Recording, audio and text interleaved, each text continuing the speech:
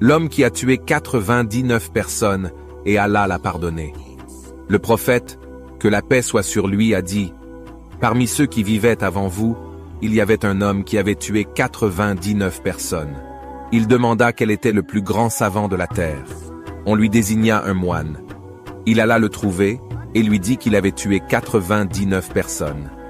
Est-ce qu'il restait quelque possibilité de se repentir? Le moine dit aussitôt, non. Il le tua sur le coup et compléta ainsi à 100 le nombre de ses victimes. Puis il demanda quel était l'homme le plus savant de la terre. On lui en désigna un. Il lui dit, j'ai tué 100 personnes. Ai-je encore quelque possibilité de me repentir? Il lui dit, oui, qu'est-ce qui s'opposerait entre ton repentir et Allah? Va à tel pays. Là vivent des gens qui ne font qu'adorer Allah, adore Allah avec eux, et ne retourne plus à ton pays car c'est une terre de mal. Il se mit donc en marche, et lorsqu'il fut à la moitié du chemin, il fut atteint par la mort. Les anges de la miséricorde, ceux qui accueillent les mourants agréés par Allah, se disputèrent à son sujet avec les anges du châtiment, les uns voulant le destiner au paradis, les autres voulant le destiner à l'enfer.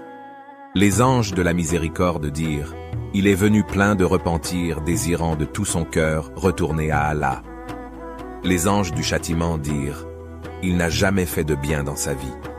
C'est alors qu'un ange vint à eux sous une apparence humaine. Ils le prirent comme arbitre.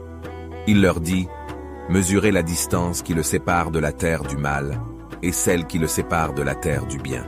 Destinez-le ensuite à celle dont il est le plus proche. Ils mesurèrent, et trouvèrent qu'il était plus près de la terre qu'il voulait rejoindre, et ce furent les anges de la miséricorde qui lui retirèrent son âme. Allah est le plus miséricordieux. Repentissez-vous avant qu'il ne soit trop tard. Merci d'avoir regardé, abonnez-vous pour plus de contenu.